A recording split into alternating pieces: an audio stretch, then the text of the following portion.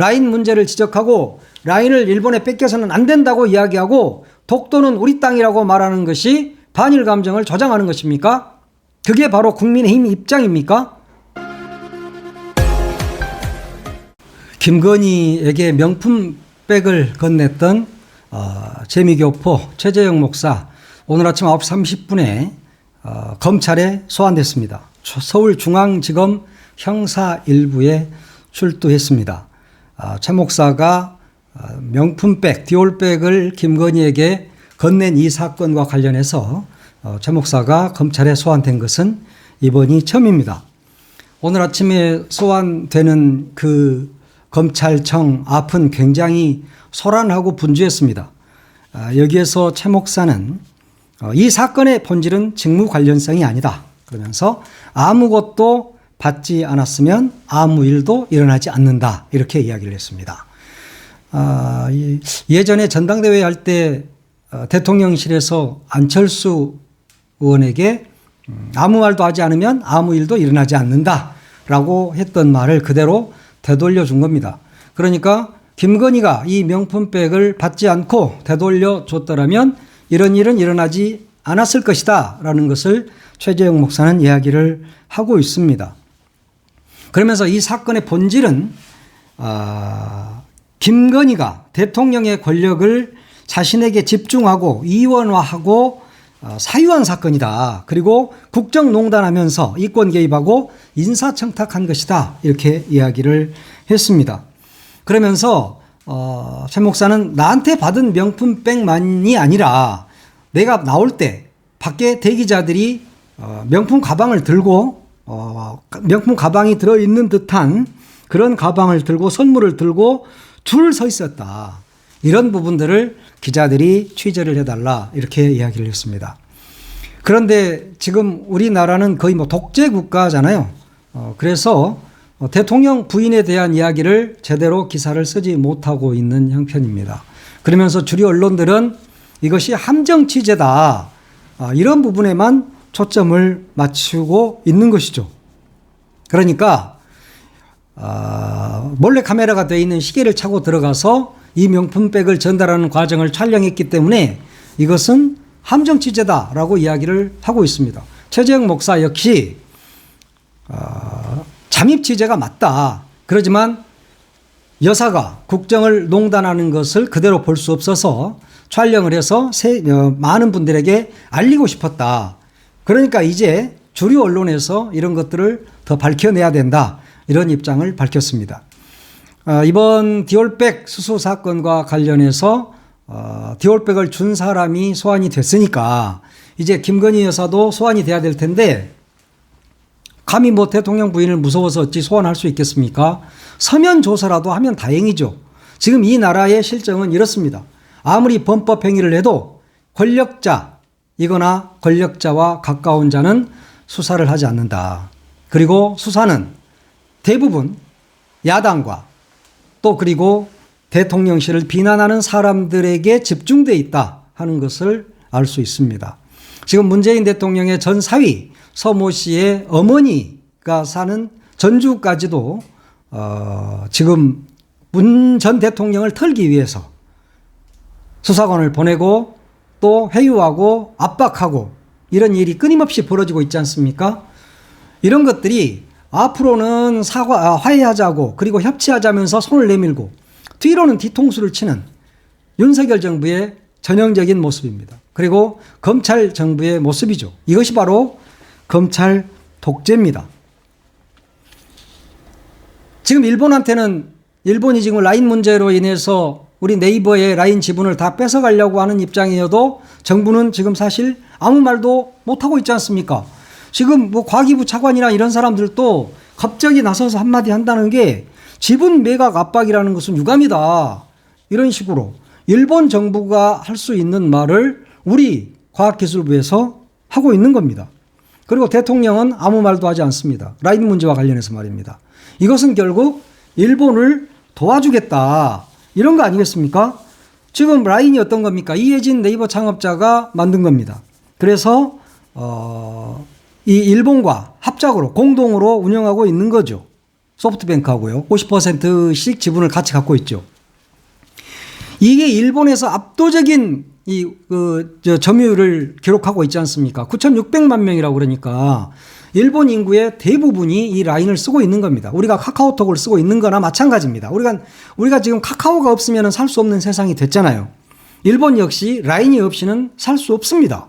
그 라인의 50%를, 그 라인을 만든 회사가 네이버고 거기에 50%를 지분을 가지고 있죠. 우리나라가. 그러니까 그러다 보니까 일본 정부에서는 개인정보가 유출됐다. 52만 명이 지난해 11월에 유출이 됐기 때문에 이걸 다 내놔야 된다. 지금 그렇게 이야기를 하고 있는 겁니다. 그러면 우리 정부가 나서서 이것을 막아줘야 되는데 막아주기는커녕 지분 매각 압박이라고 느끼지는 않는다. 그렇게 느낀 것은 유감이다. 이런 이야기를 하고 있다는 것은 라인을 일본에게 내주겠다. 이런 이야기잖아요. 지금 일본 총무성에서 나온 이야기가 뭡니까? 지분 관계를 재검토하라. 이런 행정 지도를 내렸지 않습니까? 일본 행정 지도가 사실 제일 큽니다. 일본이 별로 법이 없는 나라거든요. 그래서 행정 지도가 제일 커요. 근데 총무성에서 자본 관계를 재검토하라. 이랬다는 것은 라인을 내놔라. 우리나라한테 내놓으라고 이야기를 하고 있는 겁니다. 이렇게 되면 경영권에 직접적인 영향을 미칠 수밖에 없는 것이죠. 그럼에도 불구하고 우리나라는 오히려 일본을 두둔하는 듯한 그런 모습을 보이고 있습니다. 이런 게 가장 큰 문제인 겁니다. 지금 이러다가 일본의 나라를 그냥 넘겨주게 생겼어요. 오늘 아침에 서영교 민주당 최고위원이 원내대책회의에서 이런 이야기를 했잖아요. 국방부 교재에는 독도가 없다. 울릉도만 있다. 분쟁 지역으로 돼 있다. 이 부분은 이제 물론 이전에 다 나왔던 이야기입니다. 국방부 교재에 독도가 표시되어 있지 않다. 그런데 이번에는 행안부 민방위 교재에 독도가 일본 땅이라고 표기되어 있다고 합니다. 그걸 서영교 최고위원이 오늘 아침에 밝혔습니다. 그리고 외교부는 독도를 제외 공간으로 표시하고 있다는 자료도 뭐 이전부터 나온 이야기입니다만 다시 보였습니다. 그러나 외교부도 국방부도 행안부도 그 누구도 이렇게 표시했던 사람들에 대한 징계가 없습니다. 서영교 의원이 반드시 처벌해야 된다. 그리고 대통령도 행안부 장관도 사과하라. 이렇게 이야기를 하고 있습니다. 그러면서 대통령, 외교부, 국방부, 행안부가 모두 일본 편인지 묻지 않을 수 없다. 그랬습니다. 예. 그렇게 볼 수밖에 없지 않습니까? 일본을 분쟁 지역으로 표시하다가 일본 땅이라고, 독도는 일본 땅이라고 이야기하고 있고 행안부 교재에 지금 민방위 교재에 그렇게 돼 있다는 거 아닙니까? 그러면 이미 독도를 일본에 넘겨준 것이나 마찬가지다. 이렇게 볼 수 있습니다. 오늘 그래서 조국혁신당의 조국 대표가 오늘 오후에 독도에 들어간다고 합니다. 강릉에서 배를 타고 울릉도로 가서 울릉도에서 오늘 오후에 독도로 들어간다고 그러는데 독도는 우리 땅이다. 윤석열 정권의 대일 굴욕 외교를 심판하겠다. 이렇게 이야기를 했습니다. 당연히 이 나라를 책임지고 있는 사람들이라면 일본이 이런 행태를 하고 있다면 거기에 항의해야 되고 독도는 우리 땅이기 때문에 우리가 가는 것은 너무도 당연한 것이죠. 이명박 대통령도 독도를 방문한 적이 있습니다. 그런데 지금 윤석열 정권은 독도를 넘겨주려고 하고 있습니다. 이명박 정권 시즌2 윤석열 정권 이렇게 이야기했는데 오히려 이명박 정권보다 더 못한 굴욕적인 대일 외교를 하고 있는 것입니다. 이렇게 되니까 국민의힘에서 이렇게 말했어요. 반일 감정을 조장하는 행위는 지양해야 한다. 이게 반일 감정을 조장하는 행위입니까? 라인 문제를 지적하고 라인을 일본에 뺏겨서는 안 된다고 이야기하고 독도는 우리 땅이라고 말하는 것이 반일 감정을 조장하는 것입니까? 그게 바로 국민의힘 입장입니까? 아니, 이런 성명을 발표한다는 것 자체가 이게 도대체 국민의힘은 일본의 정당인지 한국의 정당인지 알 수가 없습니다. 대변인도 이렇게 논평을 했어요. 민주당은 국익보다 당리당략을 우선시하는 정치를 당장 멈춰야 한다. 국익은 무엇이고 당리당략은 무엇입니까?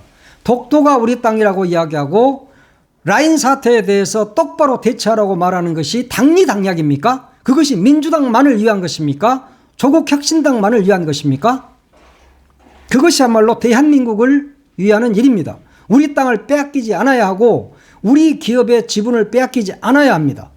그런데 국민의힘은 뭐라고요? 일본 정부는 네이버 측에 직접적으로 지분 매각에 관한 압박을 가한 적이 없다고 주장했으니 이 말 그대로 추가적인 오해와 갈등이 발생하지 않도록 신중해야 한다.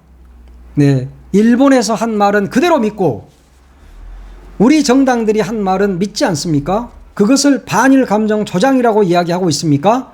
그게 반일 감정을 조장하는 것입니까? 국민의힘은 답변하셔야 합니다. 민주당이 언제 국익보다 당리당략을 우선시했습니까? 독도가 우리 땅이다 라고 말하면 당리당략입니까? 국민의힘은 일본 정당입니까? 일본 자민당의 한국 지부입니까? 지금 하고 있는 행태로 보면 자민당의 한국 지부 같은 행동을 지금 하고 있지 않습니까? 이게 바로 이런 것이야말로 대일 굴욕 외교인 겁니다. 사도광산 문제 터지고 있지 않습니까?